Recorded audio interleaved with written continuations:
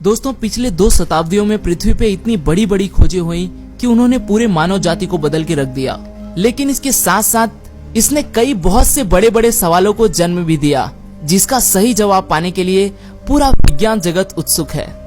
तो चलिए दोस्तों, बात करते हैं दुनिया के 7 सबसे बड़े सवालों के बारे में, जो आपको भी सोचने पे मजबूर कर देंगी। चलिए शुरू करते हैं। मैं हूं आपका दोस्त रोहित और आप देख रहे हैं यूनिवर्स एडवेंचर। शुरुआत करते हैं पहले नंबर से। पहला सवाल है, पृथ्वी पर जीवन की शुरुआत कैसे हुई? माना जाता है कि करीब 4 अरब वर्ष पहले किसी अज्ञात कारण की वजह से समुद्र में मौलिक आदिम द्रव्य में एक हलचल उत्पन्न हुई और बायोकेमिकल के आपस में मिलने से कई तरह का जीवन बनना शुरू हुआ। कुछ सिंपल से रसायन एक दूसरे से मिल गए और जीवन का आधार बनाया। मॉलिक्यूल्स प्रकृति बनाने में सक्षम रहे। हमारा और समस्त जीवन इन्हीं मॉलिक्यूल्स के विकास से ही उत्पन्न हुआ है। लेकिन ये सरल मूलभूत रसायन कैसे, किस प्रक्रिया से इस तरह जमा हुए कि उन्होंने जीवन को जन्म दिया? डीएनए कैसे बना? पहली कोशिका कैसी थी? स्टैनली मिलर के प्रयोग के 50 वर्षों के बाद भी वैज्ञानिक एकमत नहीं है कि जीवन का प्रारंभ कैसे हुआ। कुछ कहते हैं कि यह धूमकेतुओं से आया, कुछ के अनुसार यह ज्वालामुखी के पास के जलाशयों से प्रारंभ हुआ, कुछ के अनुसार वह समुद्र में उल्कापात से प्रारंभ हुआ, कुछ के अनुसार हम एलियंस के वंशज हैं। लेकिन असल में पृथ्वी पर जीवन की शुरुआत कैसे हुई, यह आज भी दुनिया के सबसे बड़े अनसुलझे सवालों में से एक है। दूसरा सबसे बड़ा सवाल है कि क्या हम इस ब्रह्मांड में अकेले हैं?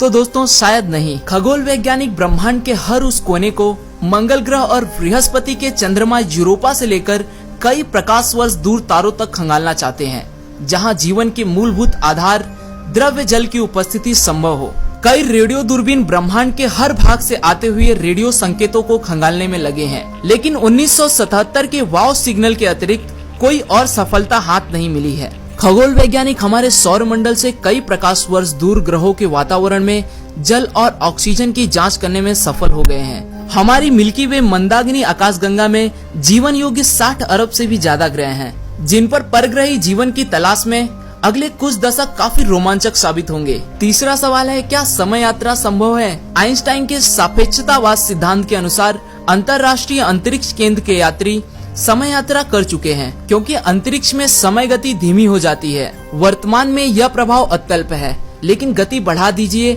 और इसी प्रभाव से मानव भविष्य में एक दिन सहस्त्र वर्ष की यात्रा कर पाएगा। प्रकृति शायद भूतकाल में यात्रा करने की अनुमति नहीं देती है, लेकिन भौतिक विज्ञान के अनुसार वार्म होल और अंतरिक्ष यानों से यह संभव है। सैद्धांतिक रूप से समय यात्रा संभव है, लेकिन तकनीकी विकास में समय लग सकता है। चौथा सवाल है, सारे कार्बन को कहाँ ठिकाने लगाया जाए? पिछली 2 शताब्दियों से हम जैव ईंधन को जलाकर अपने वातावरण में कार्बन डाइऑक्साइड भर रहे हैं। यह कार्बन पृथ्वी के सतह के नीचे तेल और कोयले के रूप में दबा था। अब हमें इन सारे कार्बन को पृथ्वी के वातावरण से हटाना होगा, अन्यथा हमें बदलते वातावरण के खतरों को झेलने के लिए तैयार रहना होगा।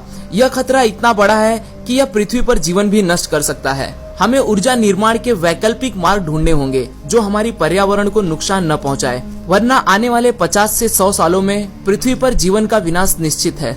पांचवा सवाल है, जनसंख्या विस्फोट का क्या हल है?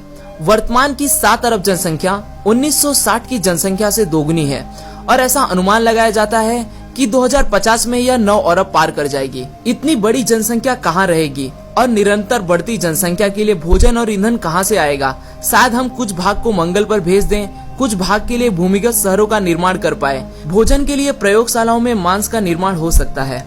फिलहाल तो यह एक विज्ञान फैंटेसी लगता है, लेकिन अब इसे गंभीरता से लिया जा रहा है। छठवां सवाल है, सागर के तल में क्या है? आपको बता दें कि समुद्र का 95% भाग अब भी अज्ञात तथा अनएक्सप्लोर्ड है। वहाँ क्या है यह शायद किसी को भी नहीं पता। 1960 में इस प्रश्न का उत्तर पाने डॉन वॉल्स और जैक्स पिकार्ड समुद्र की सतह से 7 मील तक नीचे गए थे। यह प्रयास मानव प्रयत्नों की पराकाष्ठा थी, लेकिन वे सागर की तलहटी पर जीवन की सिर्फ एक ही झलक देख सके थे। सागर की तलहटी पर पहुंचना इतना कठिन है कि हम वहां पर मानव रहित वाहन ही भेजते हैं। सागर तलहटी पर अभी तक की गई आश्चर्यजनक खोज, जैसे बेरिलियम मछली जिसका सर पारदर्शी होता है, वह अल्जीमर बीमारी की चिकित्सा में प्रयुक्त हो सकती है। समुद्र में की गई इस तरह की नई खोजें इस मायावी दुनिया का अल्पांश मात्र है। अभी तो इस अथात समुद्र के बहुत से रहस्यों पे पर्दा उठाना बाकी है। सातवां सबसे बड़ा सवाल है कि ब्रह्मांड कितना बड़ा है? दोस्तों ब्रह्मांड इतना विशाल है कि आप इसके आकार का अनुमान नहीं लगा सकते। मान लीजिए कि आपने अनुमान लगा भी लिया कि ब्रह्मांड इतना बड़ा है, पर आपके अनुसार जहाँ ब्रह्मांड का अंत होता है उसके आगे भी कोई पदार्थ तो जरूर होगा। इसी प्रकार अगर हम सोचते जाएं कि ब्रह्मांड इतना बड़ा है तो यह इससे ज्यादा फैलता जाएगा। दोस्तों विज्ञान के अनुसार 13.8 अरब साल पहले बिग बैंग हुआ और एक बिंदु से सारे मैटर का निर्माण हुआ। तारे, ग्रह, आकाशगंगाएं, यह सभी बिग बैंग की वजह से ही संभव हो पाया है। बिग बैंग के बाद से हमारा ब्रह्मांड फैल रहा है और सभी आकाशगंगाएं दूर जा रही हैं। इससे वैज्ञानिक यह तर्क लगाते हैं कि यह सभी मैटर एक कण के रूप में थे और बिग बैंग के बाद ब्रह्मांड का विस्तार हुआ।